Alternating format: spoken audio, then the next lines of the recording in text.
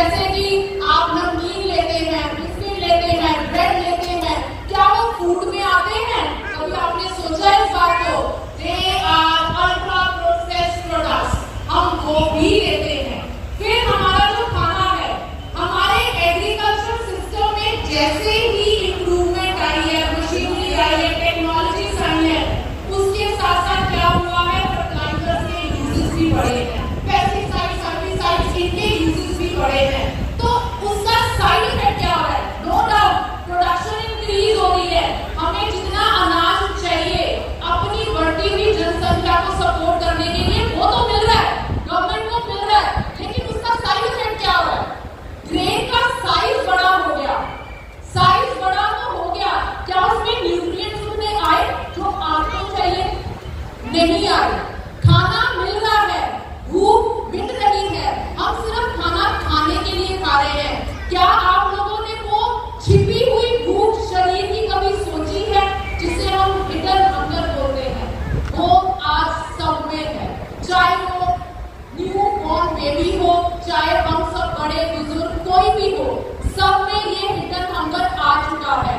ये एक टाइम है कि हम इस हिडन हंगर के ऊपर काम करें। हम उन खानों को अपनी डाइट में लेके आए जिसमें हमारे बेसिक 4 कंपोनेंट्स होने चाहिए। Complex carbohydrates, proteins, minerals, vitamins, healthy fat, water, fibre. ये 7 कंपोनेंट आपकी लाइफ के लिए, आपके हिडन हंगर को दूर करने के लिए बहुत जरूरी है।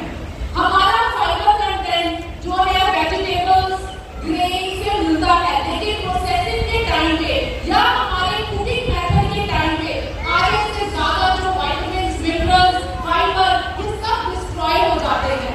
तो अब मिलेगा कहां से? हमें कोई अच्छा खाना चाहिए, उसकी ऑप्शन क्या है? अभी नेहा मैम ने आपको वास्ट प्रोडक्ट्स बताए हमारे न्यूट्रिशन के। आपने देखा होगा कि हर में कुछ ना कुछ कंपोनेंट है। हमारे पास फाइबर भी है, हमारे पास मिनरल्स के लिए मल्टीविटामिन्स भी है। हमारा शेक, मॉर्निंग में शेक कौन कौन पी के आया है? अभी भी कम हैंड्स है, मतलब अभी सबने शेक नहीं पिया है। You have skipped your very important meal. अब ये हम क्या हो रहा है, हम जो खाना खा रहे हैं वो सिर्फ कैलोरीज से भरा हुआ है, न्यूट्रिएंट्स के नाम में वो जीरो होता जा रहा है। हमारे लिए राइबोफ्लेविन जो बच्चे की डेवलपमेंट के लिए, जब बच्चा मदर के भूख में होता है, वो बहुत जरूरी है।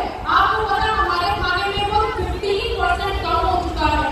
जब राइबोफ्लेविन ही नहीं है, हर एक प्रेग्नेंट लेडी को फॉलिक एसिड के कैप्सूल दिए जाते हैं। क्यों दिए जाते हैं? बिकॉज खाने में नहीं है। बेबी की डेवलपमेंट कैसे होगी? मोस्ट ऑफ द बेबीज जो बॉर्न होते हैं वो अंडरवेट होते हैं। आप ये सोचो, ये हिडन हंगर का जो हमारा ट्रेजेडी है वो कब से शुरू हो गई? मदर के भूख से शुरू हो गई। आप अंडर नरिश्ड वहीं से होने शुरू हो गए। तो हमारे जो शरीर है वो चलेगा कैसे? हमारी लाइफ एक्सपेक्टेंसी भी इसीलिए कम हो गई है कि हमारे फूड में वो चीजें कम हो गई है। हमारा पानी भी पॉल्यूटेड है, हमारी सॉइल भी पॉल्यूटेड है, हमारा खाना भी पॉल्यूटेड है due to the use of fertilisers, pesticides और बहुत कुछ। सिर्फ प्रोडक्शन पे जोर दिया गया, लेकिन